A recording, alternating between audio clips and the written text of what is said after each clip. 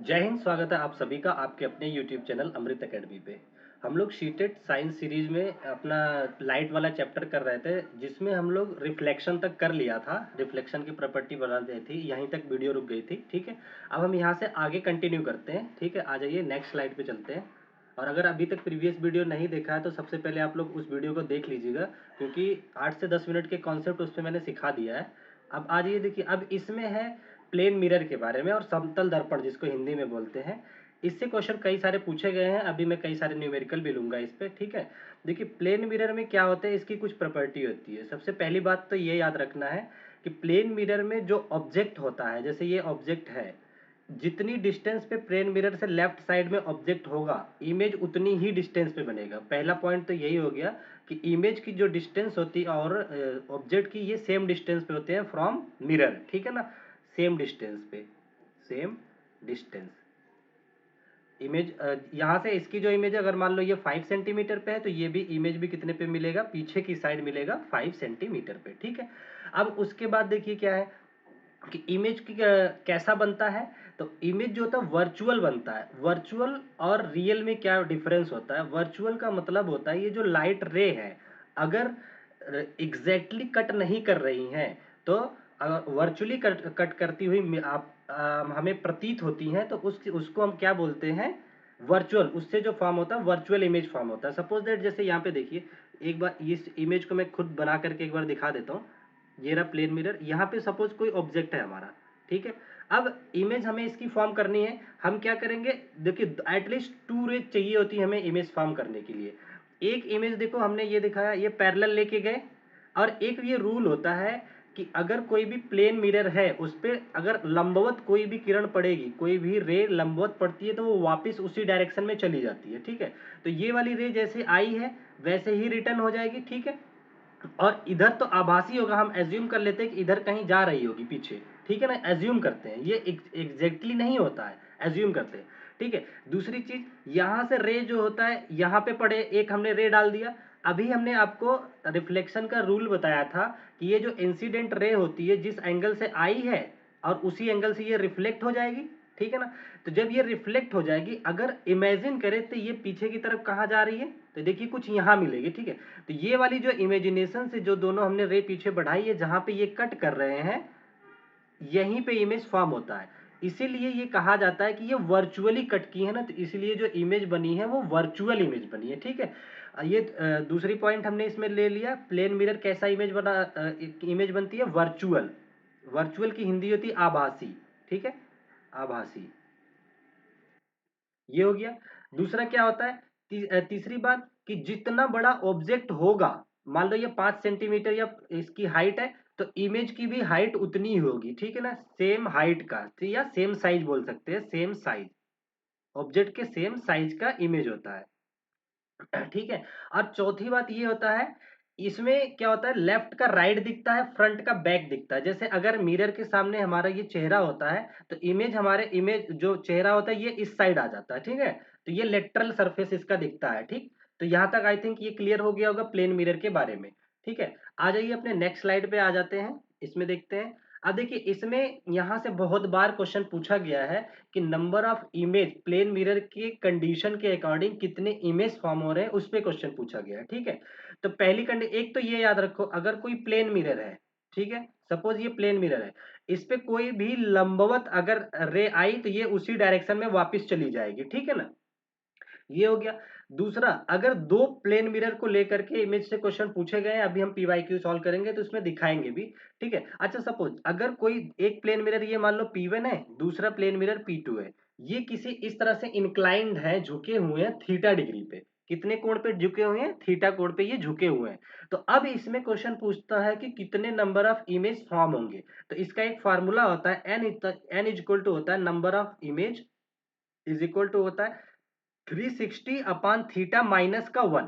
इतनी इमेज इस पे फॉर्म होंगी। अभी इस पे क्वेश्चन ले लूंगा तो आप लोगों को डिटेल में क्लियर हो जाएगा। ठीक, दूसरा दूसरा क्वेश्चन पूछा जाता है कई बार थ्योरी के फॉर्म में या वैसे भी, कि कोई क्लॉथ शॉप है, वहां पे दो समतल दर्पण लगे हुए हैं, उनके बीच टोटल कितने इमेज फॉर्म होंगे। तो इस कंडीशन में जो टोटल इमेज होती है अनंत होती, इनफाइनाइट या असीम बोलते हैं हिंदी में। ठीक है ना, तो इसका क्योंकि ये देखो टकरा करके कई सारी इमेज फॉर्म करती है, तो ये बात याद रखेंगे। एक तो ये फार्मूला n इक्वल टू 360 अपन थीटा माइनस वन। दूसरा कितने, अगर दोनों प्लेन मिरर समानांतर में रखे हुए हैं आमने सामने, तो अनंत जो है इमेज फॉर्म होती है। ठीक है, यहाँ तक हो गया। आ जाइए नेक्स्ट टॉपिक पे अपने आ जाते हैं इसमें। अच्छा देखिए, बहुत बार ये क्वेश्चन पूछा गया है, पिछले कई पेपर को मैंने एनालिसिस किया है, उसमें देखा है पिन होल कैमरा के बारे में पूछा गया है। तो इसमें बेसिक से ये मैंने लगा दिया, ये आप लोग डिटेल में पढ़ लीजिएगा। इसमें पिन होल कैमरा में क्या होता है, एक ये बॉक्स होता है, देखिए a pin hole camera is a light proof box. ये लाइट प्रूफ एक बॉक्स होता है। अब इसमें क्या होता है इसके बारे में बता देता हूँ, ये किस पे बेस्ड होता है, ये क्वेश्चन पूछा गया था। तो ये लाइट का एक जो प्रॉपर्टी है कि ये स्ट्रेट लाइन में ट्रेवल करती है, उसी फंक्शंस पे ये बेस्ड होता है कैमरा। ठीक है ना, इसमें कोई भी लेंस वगैरह नहीं लगा होता है। जो पिन होल कैमरा होता है इसमें कोई लेंस नहीं होता है। बस क्या होता है, एक बॉक्स के बाहर एक पतला सा छिद्र होता है, पिन जैसा पिन होल होता है छोटा सा। ठीक है, तो ये क्या काम करता है, जैसे कोई भी यहाँ पे ऑब्जेक्ट है, ये कोई ये बल्ब है, यहाँ से ये रे गई। ठीक है, यहाँ से एक ये रे गई, अंदर जाने के बाद जो इमेज फॉर्म होती है ये उल्टी बन जाती है। क्यों, क्योंकि देखिए ये स्ट्रेट लाइन ऊपर वाली ले जाएगी नीचे की तरफ, ये नीचे जाए, नीचे वाली ऊपर की तरफ जाएगी। यहाँ पे जो हल्का सा क्रॉस है वहीं पे कट करके एक दूसरे को यहाँ जाती है। ठीक है ना, तो नीचे वाला पोजीशन ऊपर बनने लगता है, ऊपर वाला नीचे, इसलिए इमेज कैसी हो जाती है, उल्टी बनती है।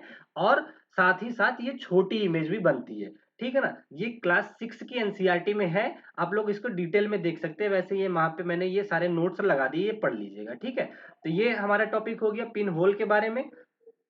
और नेक्स्ट टॉपिक पे आ जाता है। हाँ, यहाँ से देखिए बहुत बार क्वेश्चन पूछा जाता है इसका नाम है पेरिस्कोप। ठीक है ना, पेरिस्कोप जो होता है, क्या होता है पेरिस्कोप, उसके बारे में देख लेते हैं। ठीक, पेरिस्कोप क्या होता है, जैसे युद्धपोत हो गया या पनडुब्बी हो गया, या कोई ऐसा प्लेस जहां से हमारे पास तक डायरेक्ट रे नहीं आ सकती है, उस जगह की चीजों को देखने के लिए इस इंस्ट्रूमेंट का यूज किया जाता है। एक तरह की ये लाइट का एक उपकरण है, इंस्ट्रूमेंट है। ठीक है, जैसे इस इमेज में दिखाया गया है, एक कोई ऊंची सी दीवार है। ठीक है, दीवार के पीछे ये पेड़ है, ये बच्चा यहाँ पे है, तो इसको अगर ये चीजें देखनी है ना, तो ये पेरिस्कोप की हेल्प से देखता है। तो पूछा जाता है कि पेरिस्कोप जो होता है किस प्रॉपर्टी पे बेस्ड होता है, तो ये रिफ्लेक्शन की प्रॉपर्टी पे बेस्ड होता है। कैसे तो देखिए, पेरिस्कोप इस तरह से एक ट्यूब जैसा होता है, इसमें यहाँ पे कॉर्नर पे एक यहाँ पे प्लेन मिरर समतल दर्पण लगाया जाता है 45 डिग्री के कोण पे। ठीक है, दूसरा प्लेन प्लेन मिरर इस कॉर्नर पे लगाया जाता है, वो भी 45 डिग्री के कोण पे। ठीक है, तो क्या होता है, जैसे इस पेड़ को देखना है, वृक्ष को, तो यहाँ से लाइट रे निकलेगी, इस मिरर पे टकराएगी, उसके बाद सीधा यहाँ पे आकर के इस मिरर पे टकरा करके इमेज इस बच्चे के पास तक पहुंच जाएगी, तो ये छुपके से देख लेता है। कई बार पूछा जाता है कि पनडुब्बियों में जो दुश्मनों से बचने के लिए कौन सा उपकरण यूज किया जाता है, तो वहां पे ये पेरिस्कोप ही होता है। ये रिफ्लेक्शन पे बेस्ड होता है। कई बार पूछा जाता है कि प्लेन मिरर जो होता है वो कितने एंगल पे लगा होता है, कितने एंगल पे होता है, ये 45 के एंगल पे ये लगा होता है। आई होप ये आप लोगों को बहुत अच्छे से क्लियर हो गया होगा। ठीक है ना, अब हम आ जाते हैं अपने इस वाले पे, कैलिडोस्कोप। एक बार क्वेश्चन पूछा गया था कि कैलिडोस्कोप किस पे बेस्ड होता है, तो इसका आप लोगों को याद रखना है कि कैलिडोस्कोप जो होता है मल्टीपल रिफ्लेक्शन पे बेस्ड होता है। अब मल्टीपल रिफ्लेक्शन पे कैसे बेस्ड होता है, ये क्या काम करते हैं ना, मोर देन टू जो मिरर है, प्लेन मिरर है, उनको इंक्लाइंड कर दिया जाता है। इस तरह से देखिए, एक मिरर को ये प्लेन नीचे ले लिया, एक ये क्षैतिज इस तरह से ले लिया, एक ये, तीनों को इस तरह से इंक्लाइंड कर लिए हैं। बस इसका यही फंक्शन पूछा जाता है कि ये किस पे बेस्ड है, तो ये होता है मल्टीपल रिफ्लेक्शन पे। तो ये बात आप लोग याद रखेंगे। ठीक है ना, पेरिस्कोप हमारा रिफ्लेक्शन वाला होता है। ठीक है, युद्धपोत वगैरह में ये हमारी हेल्प करता है। और कैलिस्कोप क्या होता है ठीक है, कैलिडोस्कोप जो होता है मल्टीपल रिफ्लेक्शन पे बेस्ड होता है। ठीक, यहां तक क्लियर हो गया। आगे आ जाइए, अब हम कुछ प्रीवियस ईयर क्वेश्चन डिस्कस कर लेते हैं। ठीक है, जैसे ये क्वेश्चन क्या कह रहा है कि x is a device which is use to see around corner and is based on the principle of y। x and y respect क्या है, हाँ, रिस्पेक्टिवली आर। x और y क्या है, ठीक है ना। तो देखिए हिंदी में पढ़ लीजिए कि x एक यंत्र है जिसका प्रयोग कोनों के इर्द गिर्द देखने के लिए किया जाता है, और y उसी सिद्धांत पे काम करता है। तो वो क्या है, तो कोने के चीज को देखने के लिए, अभी देखिए यहाँ पे देखिए, ये था ना, ये इस दीवार के पीछे कोने पे था, इसको देखने के लिए हमने किस इंस्ट्रूमेंट का यूज किया है, पेरिस्कोप का। ठीक है। तो पहली चीज तो पेरिस्कोप हो गया। अब पेरिस्कोप किस प्रॉपर्टीज पे काम करता है? ये रिफ्लेक्शन पे काम करता है। तो आ जाइए अपने क्वेश्चन के आंसर पे देखते हैं। देखिए, तो इसमें ऑप्शन देखिए, पहला तो ये हो गया कि ये पेरिस्कोप पे होगा, तो ये रहा हमारा पेरिस्कोप वाला, ये रहा। देखिए पेरिस्कोप एक आंसर हो गया। दूसरा किस प्रॉपर्टी पे, वाई क्या है, इसकी प्रॉपर्टी है जिसपे ये काम कर रहा है, ठीक है। तो वाई कौन सी प्रॉपर्टी होगी? रिफ्लेक्शन की प्रॉपर्टी होगी। तो इसका सी ऑप्शन करेक्ट हो जाएगा। हिंदी में पारदर्शी परावर्तन है, हिंदी भी देख लीजिएगा, ठीक है ना। तो वो इंस्ट्रूमेंट का नाम पारदर्शी होता है, ठीक। तो ये क्वेश्चन हमारा हो गया। नेक्स्ट क्वेश्चन पे अपने आ जाते हैं। यहाँ पे हमने दो क्वेश्चन ले रखे हैं। देखिए क्या कह रहा है कि किसी पिन छिद्र कैमरे या पिन होल कैमरे की ही बात कर रहा है। बना प्रतिबिंब वास्तविक होता है, इस तथ्य की निम्न में से प्रकाश के किस गुणधर्म पर सर्वश्रेष्ठ व्याख्या होती है? बताओ। अभी हमने बताया कि पिन होल किस पे काम करता है, तो ये सरल रेखा में जो गति करता है स्ट्रेट लाइन पे, उसी तो बेस होता है। देखिए क्या रहा है, पहला light travels in straight line, तो यही इसका आंसर हो जाएगा क्या, कि लाइट जो होती है स्ट्रेट लाइन में ट्रेवल करती है, उसी पे बेस्ड होकर के ये क्वेश्चन इसका प्रतिबिंब बनता है, ठीक है। आई होप ये क्वेश्चन समझ में आ गया होगा। अभी हमने कॉन्सेप्ट क्लियर कर दिया है, ठीक। दूसरा एक ये क्वेश्चन है, इसमें देखिए कह रहा है कि परछाई किस प्रकार की बनती है, इस अवधारणा को पेश करने के लिए निम्न में से कौन सा सबसे उपयुक्त संसाधन है? परछाई क्या होता है? ऐसे ऑब्जेक्ट की बनती है जो लाइट को रिफ्लेक्ट नहीं करते हैं, ठीक है ना, वहां से परछाई बनती है। ऑब्जेक्ट कई तरीके के होते हैं, पारदर्शी अपारदर्शी, उसी पे बेस्ड है, ठीक है। तो पहला देख लीजिए, एक पेरिस्कोप है क्या? परछाई क्या पेरिस्कोप से रिलेटेड है? नहीं, पेरिस्कोप तो अभी हमने देखा कि छुपी हुई वस्तुओं को देखने के लिए होता है, तो ये इसका आंसर नहीं होगा, ठीक है। दूसरा देख लीजिए, कह रहा है कि पिन होल कैमरा, क्या पिन होल कैमरे से हमने परछाई के बारे में कुछ पढ़ा? ये भी इसका आंसर नहीं होगा, ठीक है। अब कह रहा है कि सन डायल, एक धूप घड़ी। दूसरा क्या कह रहा है? Burning candle. बर्निंग कैंडल भी नहीं होता, बर्निंग कैंडल का एक्सपेरिमेंट क्लास 6 की एनसीईआरटी में करवाया गया है, जिसमें लाइट के पाथ को बताया गया है कि स्ट्रेट लाइन में ट्रेवल करती है, तो ये भी इसका आंसर नहीं होगा। तो इसका आंसर करेक्ट जो होगा सी ऑप्शन होगा, एक साइनोसॉइडल या एक सॉरी सनडायल या एक धूप घड़ी पे ये बेस्ड होता है, उसी से हम परछाई आइडेंटिफाई करते हैं, ठीक है। आ जाइए अपने नेक्स्ट क्वेश्चन पे आ जाते हैं। ये कुछ और क्वेश्चन है, इसको हम डिस्कस कर लेते हैं। देखिए क्या कह रहा है, दो समतल दर्पण एक दूसरे के साथ 60 डिग्री के कोण पर रखे गए हैं, ठीक है। देखिए एक समतल दर्पण ये हो गया, ये मान लो P1 है। दूसरा P2 हो गया, इस तरह से। एक तरफ ये पॉलिश्ड किया हुआ है, जो मैं पेन चला रहा हूँ ये पॉलिश्ड को बता रहा है। कह रहा है ये कितने के डिग्री पे कोण पे है? देखिए 60 डिग्री की, 60 की थीटा की वैल्यू दे रखा है, 60 पे रखे गए हैं। क्या कह रहा है, जब किसी सिक्के को दर्पण के 4 सेंटीमीटर दूरी रखा जाए तब सिक्के के कितने प्रतिबिंब बनेंगे? मैंने अभी बताया कि अगर दो इंक्लाइंड मिरर है, प्लेन मिरर, उनके बीच एंगल कितना बनता है? तो n is equal to formula याद करो, 360 360 डिग्री अपान थीटा -1, ठीक है। तो यहाँ पे रख दीजिए वैल्यू 360 अपान थीटा की वैल्यू कितनी ले लेंगे हम लोग? 60 ले लेंगे, और -1, तो 0 से 0 कट गया, और 6 से 6 टाइम में ये कट गया, तो 6 में से 1 गया 5।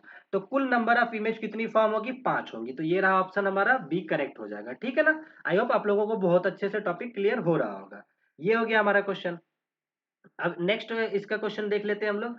देखिए नेक्स्ट क्वेश्चन में क्या कह रहा है कि रितु एक समतल दर्पण के सामने खड़ी है, ठीक है। रितु और उसके प्रतिबिंब के बीच की दूरी 10 सेंटीमीटर है, ठीक है। यहाँ पे हम बना लेते हैं, ठीक है। ये रहा समतल दर्पण, यहीं पे बना देता हूं मैं रेड पेन से।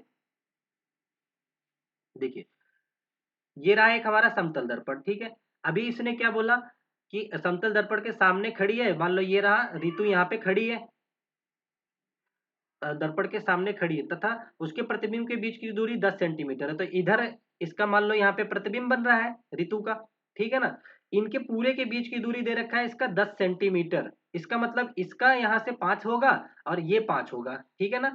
अभी बताया क्योंकि प्लेन मिरर सेम डिस्टेंस पे इमेज और ऑब्जेक्ट को बनाता है, ठीक है। ये पॉइंट हो गया। अब ये क्या कह रहा है, यदि दर्पण की ओर 2 मीटर लीज तो मूव किया उसने, टूवर्ड्स दर्पण की ओर 2 मीटर चली है, तो ऋतु और उसके प्रतिबिंब के बीच की दूरी क्या होगी? अच्छा बताओ, 5 सेंटीमीटर पे खड़ी थी, 2 मीटर इधर आ गई, तो अब यहाँ पे खड़ी है ऋतु। मैं पेन थोड़ी सी मोटी कर लेता हूँ, एक सेकंड, आप लोगों को क्लियर दिखे ताकि। अब देखिए ये यहाँ पे खड़ी है, ठीक है। अब 2 मीटर खिसक गई तो बीच की डिस्टेंस कितनी बची, 3 बची, ठीक है ना। अब इमेज कहाँ बनेगी, ये भी 3 पे बनेगी, इधर पीछे की साइड 3 सेंटीमीटर पे बनेगी, ठीक है। अब वो वही पूछ रहा है कि उसके प्रतिबिंब के उसके और उसके प्रतिबिंब के बीच की दूरी क्या हो गई, तो 3 इधर और 3 इधर, टोटल कितनी हो गई, 6 आ गई, ठीक है ना। तो देख लीजिए फोर्थ ऑप्शन में इसका आंसर दिया हुआ है, ये करेक्ट हो जाएगा, ठीक। आ जाइए कुछ और क्वेश्चन डिस्कस कर लेते हैं। ये देखिए, ये कुछ क्वेश्चन है, पहला इस वाले क्वेश्चन को देखते हैं। क्वेश्चन नंबर पे मत जाइए, आगे पीछे लग रखे हैं, ठीक है। कह रहा है कि किसी सूरज सूज छिद्र कैमरे में, यहाँ पे देख लेते हैं, the image of distant colour object form in a pin hole camera is always. Pin hole कैमरे में कैसी इमेज बनती है, मैंने बताया ना। एक तो पहले ये बॉक्स होता है ना, इसमें जैसे ये बॉक्स है, जो पिन यहाँ पे पिन होल कैमरा होता है ना, ये रियल में इमेज यहाँ पे आके कट करती है। तो पहला तो ये की हो जाएगा कि इमेज जो बनेगी वो रियल बनेगी, तो जितने आभासी वाले ऑप्शन है वो तो कट जाएंगे, ठीक है ना। दूसरी बात, एक तो उल्टा बनेगा, तो जिसने सीधा दे रखा है ये भी कट गया ऑप्शन में, ठीक है ना। अब उसके बाद क्या कह रहा है कि एक तो वास्तविक बनेगा, ठीक है, रंगीन बनता है और छोटा बनता है। अभी मैंने बताया था कि ये छोटा साइज में बनता है, तो ये चारों प्रॉपर्टी जो है फोर्थ ऑप्शन में पूरी हो रही है, इसका ऑप्शन करेक्ट हो जाएगा फोर्थ, ठीक है। अगला क्वेश्चन देख लेते हैं। देखिए क्या कह रहा है कि थोड़ा सा मैं पूरा क्वेश्चन दिखा देता हूं आप लोगों को। कह रहा है कि किसी वस्त्रालय के ट्रायल कंपनी में यदि आप दो समानांतर समतल दर्पणों के बीच में खड़े हो तो आपकी कितनी प्रतिबिंब बनेंगे। अभी मैंने बताया कि दो प्लेन मिरर के बीच में कितने इमेज बनते हैं, इनफाइनाइट। तो ये रहा फोर्थ ऑप्शन, डिटेल में हमने इसको डिस्कस कर लिया है। आज ये एक और ये क्वेश्चन लगा हुआ है, इसको भी देख लेते हैं। इसमें देखिए क्या कह रहा है कि समतल दर्पण में बनने वाले प्रतिबिंब के संबंध में नीचे दिए गए कथन में कौन सा कथन सत्य है। समतल दर्पण की बात करी गई है, ठीक है ना। तो देखिए क्या पहला कह रहा है प्रतिबिंब का आकार वस्तु के आकार से बड़ा होता है, पहला ही ऑप्शन गलत है। अभी समतल दर्पण में हमने बताया ना कि जितना बड़ा ऑब्जेक्ट होगा उतनी ही बड़ी इमेज बनती है, तो पहला ऑप्शन कट हो गया। तो ऑप्शन में देखिए ए जहां जहां पे होगा वो तो आंसर होगा ही नहीं, पहले में भी ए आ रहा है, ये आंसर नहीं होगा, यहाँ पे भी ए है, ये भी नहीं होगा, यहाँ पे भी ए है, ये भी नहीं होगा, तो इसका थर्ड ऑप्शन करेक्ट हो जाएगा, आपको देखने की भी जरूरत नहीं है, ठीक है ना। तो पर हम देख लेते हैं। दूसरी बात कर रहा है प्रतिबिंब वस्तु की दूरी के समान दूरी पे बनता है, करेक्ट बात बोला है। प्रतिबिंब पावेश्य परावर्तित बनता है, ठीक है, परावर्तित बनता है। पार्श्व परावर्तित का मतलब होता है साइड दिखता है ना, फ्रंट का बैक दिखता है, मुंह हमारा आगे की तरफ होता है, उधर से इधर की तरफ दिखता है ना, तो ये भी सही है। प्रतिबिंब आभासी होता है, ये भी सही है। वर्चुअली कट करता है, अभी हमने डिटेल में देखा है, तो इसका ऑप्शन 3 करेक्ट हो जाएगा, ठीक है। आ जाइए लास्ट स्लाइड पे आ जाते हैं, ये हमारा लास्ट स्लाइड है, ठीक है ना। इस पे 3 क्वेश्चन है, इसको भी हम लोग डिस्कस कर लेते हैं, ठीक। अगर अभी तक आप लोगों ने चैनल को सब्सक्राइब नहीं किया तो पहले सब्सक्राइब कर लीजिए और लाइक कर दीजिए, ठीक है, और कमेंट करके बताइए कि आप लोगों को वीडियो कैसी लग रही है, ठीक है। हम इसे फटाफट से डिस्कस कर लेते हैं, ठीक। आ जाइए, अब ये देखिए क्या कह रहा है। जब प्रकाश की कोई किरण किसी सतह पर लंबवत आपतित है तब परावर्तित किरण होगी, कैसी होगी, सतह के समानांतर, सतह के लंबवत। अच्छा ये बताओ, ये रहा जी, क्या अगर जब कोई किरण किसी सतह पर लंबवत, एक ये सतह हो गई, इस पे अगर कोई लंबवत आएगी तो जिस तरह से आएगी लंबवत ही वापस भी चली जाएगी, 90 डिग्री पे आई तो उसी पे वापस चली जाएगी ना ये तो इसका ऑप्शन तो यही होगा, सतह के लंबवत ही रहेगी, ठीक है ना, वापस चली जाएगी, ठीक। बाकी इसके सारे ऑप्शन ये गलत है, न्यूनतम वगैरह कुछ दे रखा है, ये गलत है, ठीक। ठीक है, यहाँ आ जाइए। ये क्या कह रहा है, यदि अभिलंब और आपतित किरण के बीच 30 डिग्री कोण है, ठीक है, पहले इसको हम लोग यहाँ बना लेते हैं, ये मैं रब कर देता हूँ, आप लोग नोट करते जाइए, इसका मैं सोल्यूशन कर देता हूँ अच्छे से। देखिए क्या कह रहा है, यदि अभिलंब, तो ये रहा हमारा अभिलंब और आपतित किरण के बीच 30, इंग्लिश में देख लिए, if the angle between the, ये क्या लिखा रहा है, नॉर्मल, नॉर्मल हो गया, ढक गया, normal and the incident ray 30 degree and angle between the incident ray and reflected ray क्या होगा, ठीक है। आ जाइए देखते हैं क्या कह रहा है, यदि अभिलंब और आपतित किरण के बीच 30 डिग्री कोण है तब आपतित और परावर्तित किरण के बीच कोण, देखो बहुत आसान सा दे रखा है, एक ये हो गया प्लेन हो गया, ये हमारा नॉर्मल हो गया, ये इंसिडेंट रे हो गई, ये होगी परावर्तित रे, ठीक है ना, ये आई और ये आर हो गया, ठीक है, इंसिडेंट रे और रिफ्लेक्टेड रे, ठीक। अब ये क्या कह रहा है, यदि अभिलंब और आपतित किरण के बीच कोण 30 है, आई की वैल्यू 30 दे रखी है, तो बताओ आर भी 30 हो जाएगा, अभी हमने रूल पढ़ा था। अब हमसे क्या पूछ रहा है, तो तब आपतित और परावर्तित किरण के बीच का कोण क्या होगा, आपतित और परावर्तित, ये पूरा कोण पूछा है, बताओ कितना होगा, अपने आप बता दीजिए। ये पूरा कोण कितना हो गया, 30 + 30 60 हो गया कि नहीं हो गया पूरा। तो ये रहा ऑप्शन कौन सा, ए, इसका करेक्ट आंसर हो जाएगा, ठीक है। एक ये क्वेश्चन बच रहा है, इसको भी फटाफट से डिस्कस कर लेते हैं। कह रहा है two mirror A and B are at a right angle, ठीक है, दो मिरर है राइट एंगल पे टू ईच अदर, ठीक है।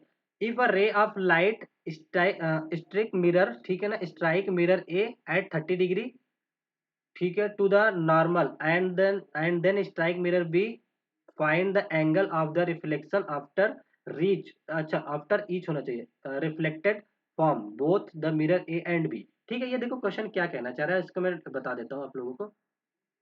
कह रहा है two mirror A and B at right angle, दो मिरर है ए और बी 90 डिग्री पे है, ये रहा। एक ये हो गया सपोज मिरर, दूसरा मिरर इस तरह से खड़ा है, इनके बीच का एंगल कितना हो गया 90 डिग्री, ठीक है। अब 90 degree right angle to each other, ठीक है। अब क्या कर रहा है, इफ अ रे लाइट स्ट्राइक मिरर ए, ये ए हो गया मान लो, ये बी मिरर हो गया, ए पे स्ट्राइक कर रहा है 30 डिग्री पे, तो इस पे नॉर्मल एक यहाँ हो गया, ठीक है, इस पे भी एक नॉर्मल हो जाएगा सपोज, क्योंकि नॉर्मल होता है हर मिरर में। कह रहा है कि इस पे आ रही है 30 डिग्री पे, ये आ गई 30 डिग्री पे, तो ये हमारा हो गया 30 डिग्री पे, तो ये तो हमें पता है 30 पे आई है, तो 30 पे जाएगी भी, यहाँ पे टकराएगी, तो ये भी हो गया 30, ठीक है ना। अच्छा, अब मुझे ये बताओ जरा, ये वाला पूरा एंगल पूरा 90 था, ये इतना 30 हो गया, तो ये बचा हुआ 60 हो गया कि नहीं। जब ये 60 हो गया, ये 90 हो गया, एंगल सम प्रॉपर्टी से ये कितना हो गया बताइए, ये 30 60 90, ये भी 60 हो गया, और यहाँ पे भी एक नॉर्मल है, तो नॉर्मल और इसके बीच में 90 डिग्री का कोण होगा, तो ये 60 है, तो ये बचा हुआ कितना होगा, ये 30 का हो जाएगा, ठीक है। एक सेकंड इसको डिटेल में देखते हैं, हाँ यही तो पूछा हुआ है, B 30 degree to the normal, ठीक है, एंड देन स्ट्राइक मिरर, अच्छा strike mirror B, find the angle of reflection, ठीक है, रिफ्लेक्शन का एंगल पूछा आफ्टर रीच ईच होना चाहिए reflected from both the mirror A and B, A और बी के बीच कितना एंगल आएगा, ठीक है ना, रिफ्लेक्टेड का एंगल पूछा हुआ है।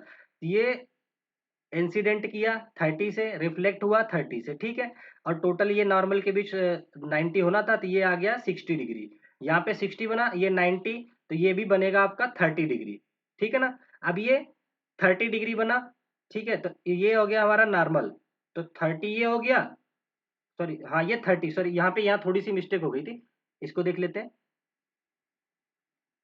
ध्यान से देखिएगा, अभी क्लियर हो जाएगा।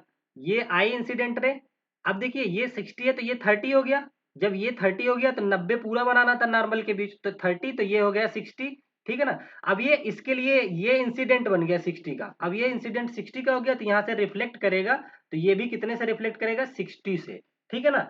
तो अब इसने वही पूछा हुआ है कि ए और बी के लिए दोनों कितने एंगल के इंसिडेंट होंगे, तो पहला तो उसने खुद ही बता रखा है कि 30 डिग्री, ठीक है, एंड दूसरे के लिए इंसिडेंट कितना हो गया 60 डिग्री रिफ्लेक्टिव, ठीक है ना, तो ये पहला ही ऑप्शन इसका करेक्ट हो जाएगा, ठीक है। आई होप आप लोगों को बहुत डिटेल में क्लियर हो गया होगा, आप लोग इसे फिर से एक बार क्वेश्चन को सॉल्व कर लीजिएगा, सारे सारे पीवाई क्यू क्वेश्चन है, ठीक है ना। तो अब हम लोग मिलते हैं नेक्स्ट वीडियो में, और अगर पहली वीडियो नहीं दिखा तो उसको जाकर के देख लीजिएगा, ठीक है। तो चैनल को सब्सक्राइब जरूर कर लीजिएगा, क्योंकि हम लोग इससे पूरी सीरीज को चैप्टर को डिटेल में करने वाले हैं, ठीक है। तो अभी के लिए ये इतना रखते हैं, फिर मिलते हैं नेक्स्ट वीडियो में, okay, thank you so much, bye bye, मिलते हैं।